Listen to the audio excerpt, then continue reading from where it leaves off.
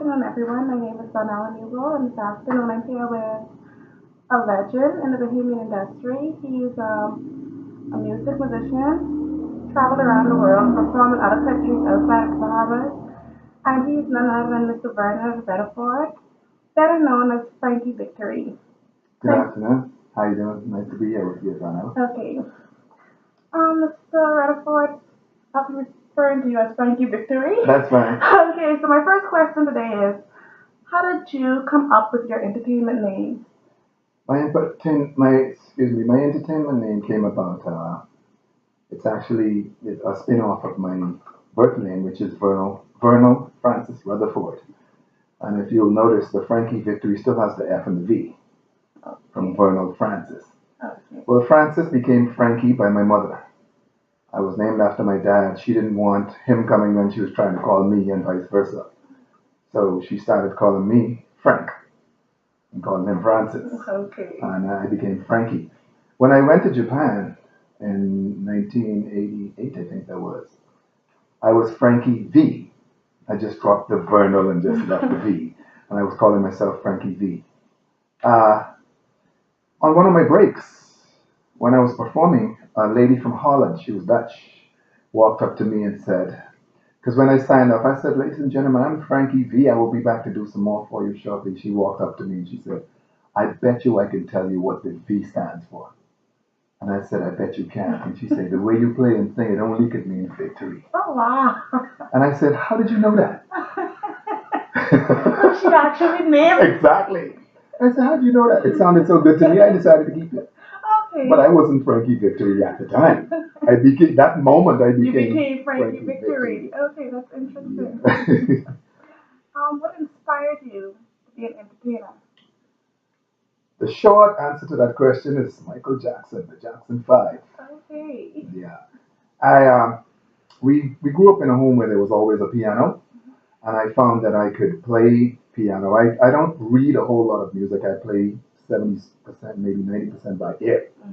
And I think that is a result of us having a piano in the home at all times from in my early childhood. I learned to just play songs that I heard on the radio. And then the Jackson 5 came along with Michael Jackson. I'm about, I think maybe 4 years younger than Michael was, in his prime. But the way he sang and performed and everything, that's what I wanted to do. I knew right away. And since I could manage to play, I could manage to sing, I decided, that's what I wanted to do. I did some music theory in the last 2 years of high school, C.C. Sweetie. We had an Australian music teacher by the name of Elizabeth Thornton, and I did 2 years of theory. So I learned to read a little bit of music theory. But even after, in grade 11 and grade 12, I knew. After school, I didn't care if I didn't go to college. I wanted, yes. And by then, I could pretty much handle myself. This question is a two-part question. Okay. How long were you in the entertainment business? And how would you describe your music or art for someone who has never heard it? Okay, the second part of the question, could you repeat it for me, please? How would you describe your music My to music, someone who has never heard it? Okay, fair enough. I turned professional at age 12, and I was a drummer. And my first salary was $75. $75. I never forgot that. And that was in the auditorium of Aquinas when Aquinas College was in Palmdale. Okay. I think they called, I don't remember what they called the hall. I want to say Polaris Hall, but it wasn't Polaris Hall. Anyhow, Aquinas had this auditorium right in the front there. Everyone who knows Aquinas would know that auditorium. This was back in Palmdale area. In Palmdale, before they moved to Gladstone Road. Okay. What's the name of that? Anyway. And things could just escape your mind. But anyway, my first job there was a drummer.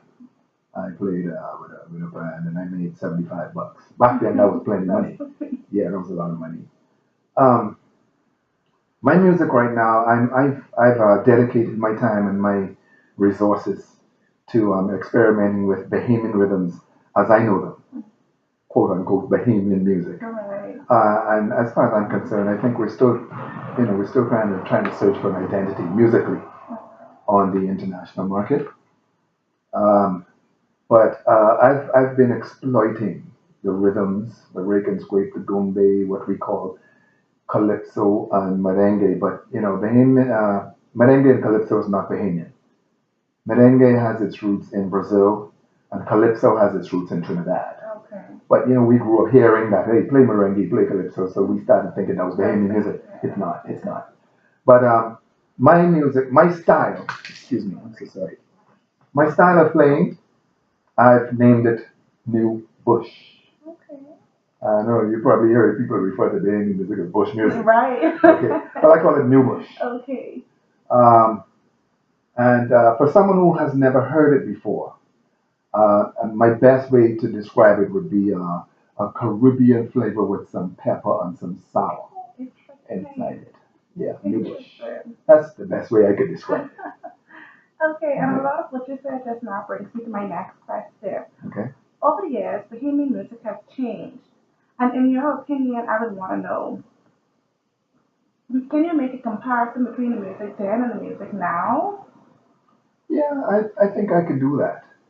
The music, what we call the old school Bahamian music, it was as rhythmic as it is now. I think the difference between what we're doing now and what we're doing then is where I think we're using far more chords. And when I say chords, I think we're using far more musical tonal colors Okay. in the music today than we did back then. Another thing I found that's very, very different from the music we did back then and now is the tempo. Okay. And when I say the tempo, for those who might wonder what I'm talking about, I mean the speed of the music. I find that the Bahamian music that we're doing now, myself and even upcoming Bahamian music recording artists, it's fast, Okay. very fast, like 120, sometimes 130 beats per minute. Okay. A lot of the older music was slower and had a more quote unquote sexier groove, Okay. to it, and that's the main difference that I found. With regard to that, a lot of it is still pretty much the same. Alright. Do you feel that dent in the Bahamian economy has anything to do with the music growing? Yes, definitely, definitely, definitely. Um, First of all, recording is expensive, and younger upcoming musicians, that's a challenge for them. That's a challenge. In the 1980s, this might be, I don't know if you might remember, but there was a recording studio, an international recording studio in the Cable Beach area, Orange Hill, called Compass Point. Okay. It was called Compass Point Recording Studios.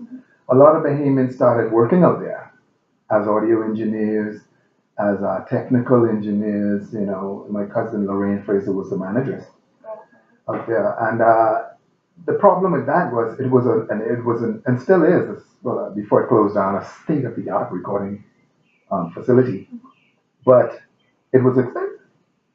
You know, local Bahamians like myself and upcoming, we couldn't afford the rates. You know, because I mean, you had people like the Rolling Stones, Grace Jones, Kool and the Gang, these different type of people coming to record out there. Oh wow. Okay, Bob Marley, Rita Marley, you know, Julian Lennon, Okay. you know, big name acts actually came and recorded out there, and so we didn't have the money these fellas had. Right. You understand? Since that, the advent of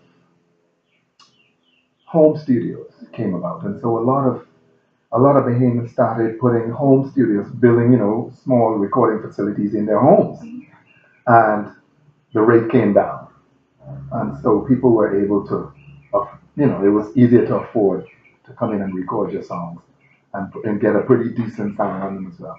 But even so, it was still recording and producing music is still expensive, and that's a direct result on the economy.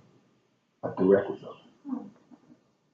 The young Bahamian public seem to show little interest in our Bahamian music today than in previous years. Hmm.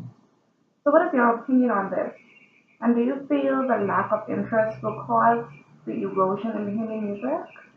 Yes, sad but true. Unfortunately, that's the truth. I I really, in my opinion, I wish there was more being done from our governments, whoever they might be, in regard to Bahamian performing arts and culture. I really wish there was more being done. Pretty much everything that society is seeing being done with Bahamian music right now is being done by private entities and individuals themselves, such as myself, my comrades, Eugene Davis from PDKB, to name a few. Um, we're pretty much doing it out of our own pockets, and it comes at a price too, because if you got your money that you have to carry home to your wife to take care of your home, and you decide you can take it and go in the studio and record a song, you and your wife can have a problem when you get home. So you know what I mean? It affects all sorts of different aspects of your life when you try to do it out of your own pocket. A young lady came up to me and told me she saw one of my videos on television and she thought it was tacky. She said, and I said to her, I said, well, that's probably because you're watching MTV, you're watching VH1, BET, and you're comparing my effort to these efforts who have the $1 million budget that I don't have.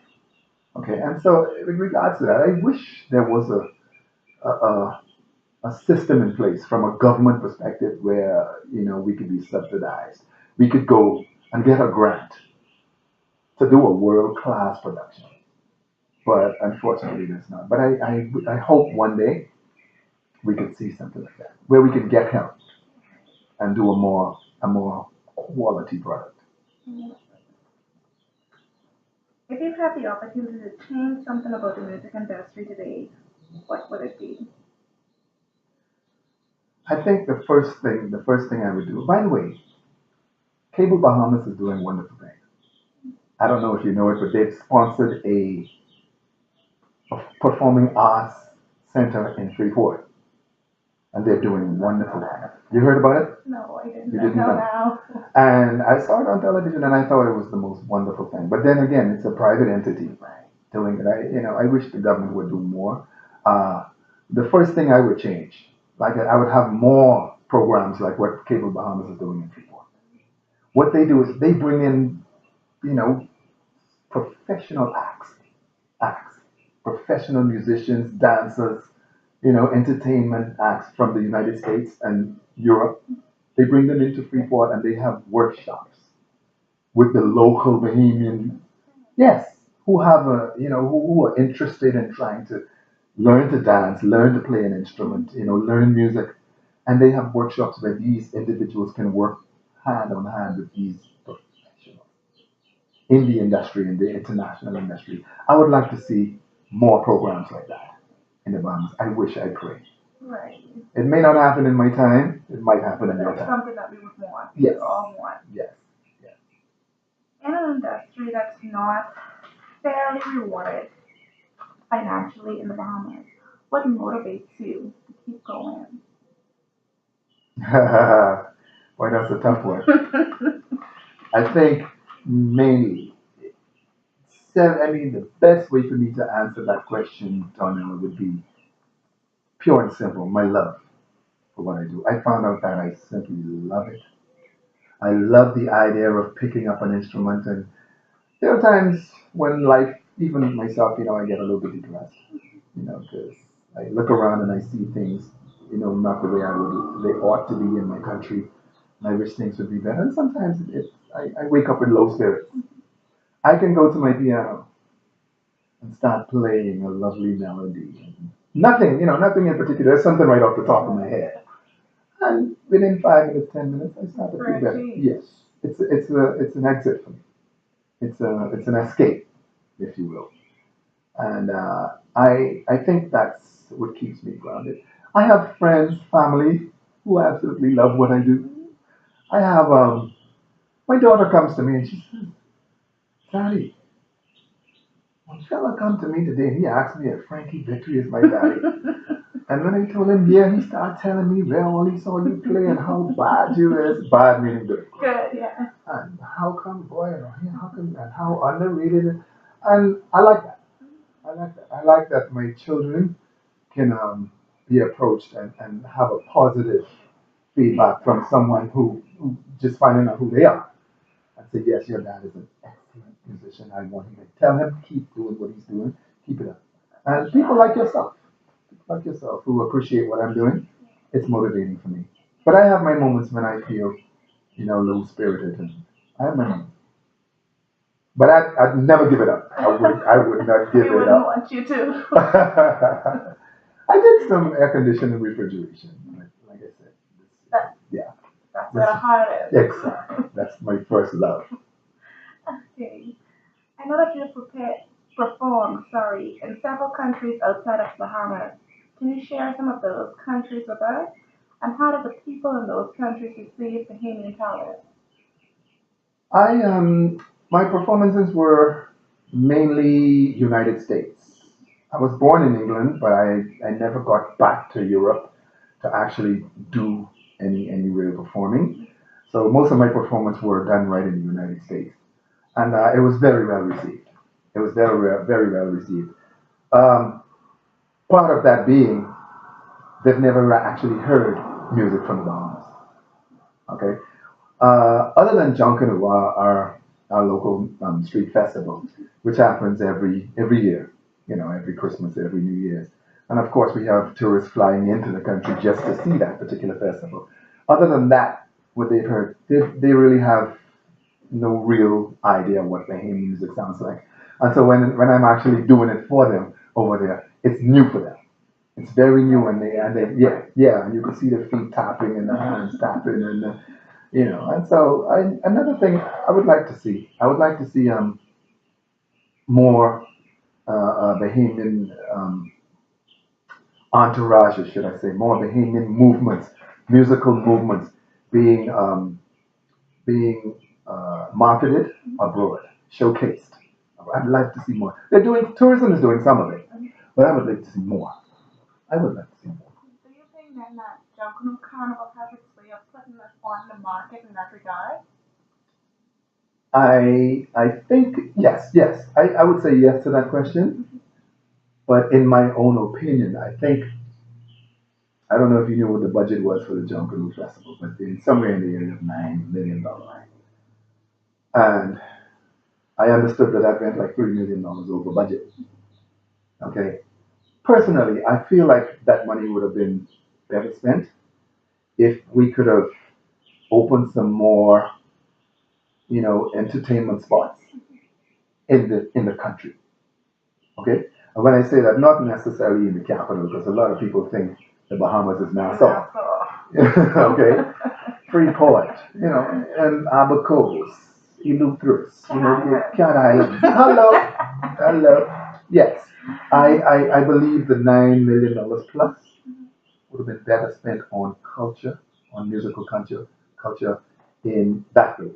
If we could have put, I am sick and tired of tourists approaching me and asking me, where can I go tonight? Where can what can I do tonight? And there's nothing. It's frustrating for me to tell them, well, you could go to the fish fry, and after you go to the fish fry, you could drive over to Atlantis. Atlantis has an extravagant casino, but not everybody gambles. Right.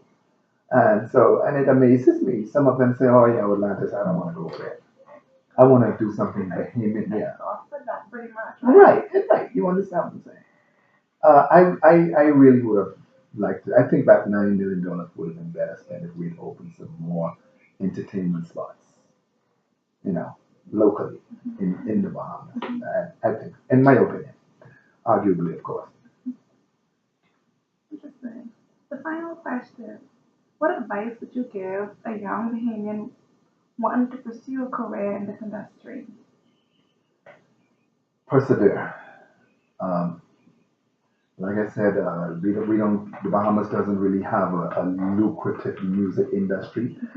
So that young and upcoming, that aspiring Bahamian musician and recording artist would find that he's going to have to do a lot of it on his own. Mm-hmm. So be strong. Be strong. I'm here. If you want to call me, if there's any way I can help, I would be more than happy to. And I'm sure I'm not the only one. Like I mentioned, some of my friends, Fred Ferguson, very dear friend of mine, Funky D, Link Scafala, Eugene Davis, Ira Stoll, we're all very close. And anytime we have a younger person coming up and they can find us, and come and ask us for any kind of support. We do what we can. But it's a tough road for a young and upcoming musician. And so you have to love it. First of all, you have to love it, and then you have to want to do it, and you have to be strong, and you have to keep pushing, persevere. That would be my advice. And can you just tell the audience where they can hear some of your great music? Okay, yeah. On most of the radio stations, you can hear some Frankie Victory music. Currently, I'm performing at Paradise Island Beach Club on Mondays between the hours of 5 and 7. If you can make your way over to Paradise Island Beach Club on Mondays between 5 and 7, you can hear me live. And I'm currently working on a new album right now, and as soon as that's finished, I'll be doing some promotional concerts, and so I'll be much more visible by then. But you can tune into your 104.5 to your radio stations, Island FM, 102.9. You can hear some Frankie Victory there. AM or FM, 1540 FM. Ronald Sims has a wonderful show on 1540 FM where he plays a lot of Bahamian music. I'm just becoming familiar with an online musical presence called BahamianMusicOrNothing.com. You know it? No, I'm not really familiar, but I'll be looking for it after this interview. BahamianMusicOrNothing.com. And I have plans to give them a call and see if I can get some of my music on there as well. Because they do just strictly Bahamian. I love it. I love the fact that you can tune into that and just hear Bahamian music. Maybe we're not going downhill. No, the progress is slow, but I think we're making some steps. All is not lost. All is not lost. And that's good to know. Thank you so much, Mr. Frankie Victory, for taking time off your schedule to sit with me for this interview. Pleasure is all mine. And I want to say, continue keeping on. Thank you so very persons like myself who enjoy what you do. So Thank I'm going to say, just keep on. That's encouraging. And we need to hear that as much as we can. Okay. Thank you so very much. Enjoy.